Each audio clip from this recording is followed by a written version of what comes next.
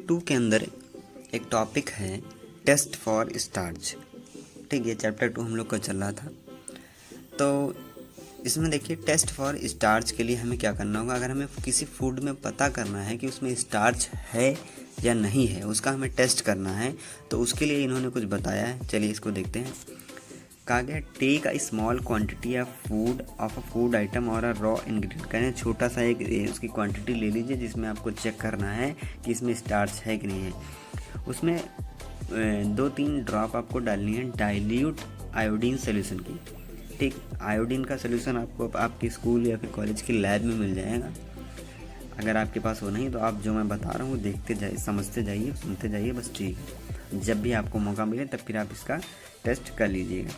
अब उसमें आप जब उस फूड आइटम्स में जो आपने स्मॉल क्वांटिटी ली थी उसमें जब आप 2-3 ड्रॉप्स डालेंगे डाइल्यूट आयोडीन सोल्यूशन के, तब आपको ऑब्जर्व करना है। Observe if there any change in the colour of the food item.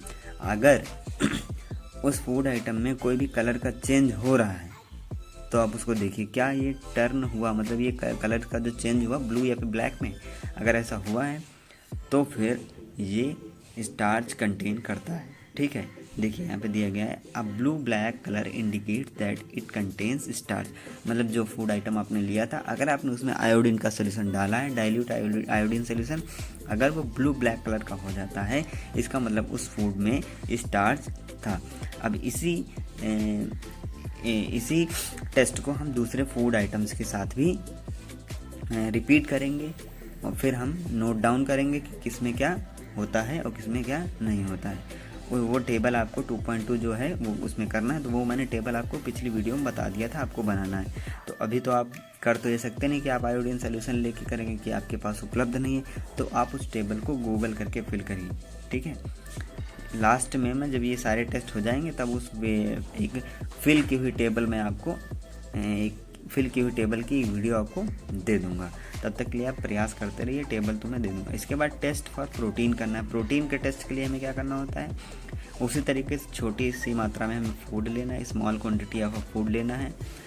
ठीक है, अब इस फूड का आपका एक पेस्ट बनाना है या फिर पाउडर बनाना है। अगर वो गीला होगा तो फिर आप उसका पेस्ट बनाएंगे, अगर सूखा खाना है तो आप उसका पाउडर बना लेंगे। उसको पीसना है या फिर उसको मैश करना है। छोटे अमाउंट का फूड लेना है, थोड़ा सा, ये नहीं कि बहुत ज़्यादा। ठीक है, अब उसमें आप थोड़ा सा, अब इसको आप टेस्ट ट्यूब में डालेंगे। टेस्ट ट्यूब में डालेंगे और इसमें 10 ड्रॉप्स ऑफ वाटर डालेंगे और इसको हिलाएंगे। उस फूड को आप उसमें टेस्ट ट्यूब में डालेंगे और उसमें पानी डालेंगे, फिर उसको हिलाएंगे। ठीक, 10 ड्रॉप्स ऑफ वाटर डालेंगे। अब आप ड्रॉपर की मदद से उसमें आप 2 ड्रॉप्स ऑफ सोल्यूशन डालेंगे। किसका? कॉपर सल्फेट का। ठीक, पिछले वाले में हमने क्या डाला था, स्टार्च के टेस्ट के लिए हमने डाला था आयोडीन सोल्यूशन। और अब जो हम लोग कर रहे हैं, ये कर रहे हैं टेस्ट फॉर प्रोटीन। तो प्रोटीन के टेस्ट के लिए हम क्या यूज करते हैं, कॉपर सल्फेट यूज करते हैं। ठीक है, ये क्वेश्चन आपका बन सकता है, तो इसको आप नोट डाउन कर लीजिए। 10 ड्रॉप्स ऑफ सोल्यूशन डालेंगे कास्टिक सोडा की। उसमें देखिए 2 ड्रॉप्स ऑफ डालेंगे कॉपर सल्फेट की, 10 ड्रॉप्स ऑफ डालेंगे कास्टिक सोडा की। ठीक है, उसी सोल्यूशन में, उसी टेस्ट ट्यूब में आप टेस्ट ट्यूब में डालेंगे और कायदे से हिला लेंगे उसको, उस टेस्ट ट्यूब को कायदे से हिलाएंगे। इसके बाद थोड़ी देर के लिए, कुछ मिनट के लिए उसको आप छोड़ देंगे। अगर did the contents of the test tube turn violet, अगर वो जो जितना भी मटेरियल उस टेस्ट ट्यूब में था अगर वो वायलेट कलर का, बैंगनी कलर का हो रहा है, तो इसका मतलब कि उसमें प्रोटीन है। अगर नहीं हो रहा है तो फिर नहीं है। ठीक है, यही चीज़ अब आपको बाकी के फूड आइटम्स के साथ करनी है और उनका आपको जो रिजल्ट है वो लिखना होगा। तो आप ये करेंगे नहीं क्योंकि इस समय आपके पास उपलब्ध नहीं। अगर आपके पास कहीं से भी इसकी व्यवस्था है कि आप ये टेस्ट कर सकते हैं तो फिर आप करिए, लेकिन अगर नहीं तो फिर आप बस इसको देखते जाइए। फिर आप हम लोग ये टेबल जो है आपको मैंने बता ही दिया था एक बार, ये बनाना है आपको, गूगल करके बनाइए।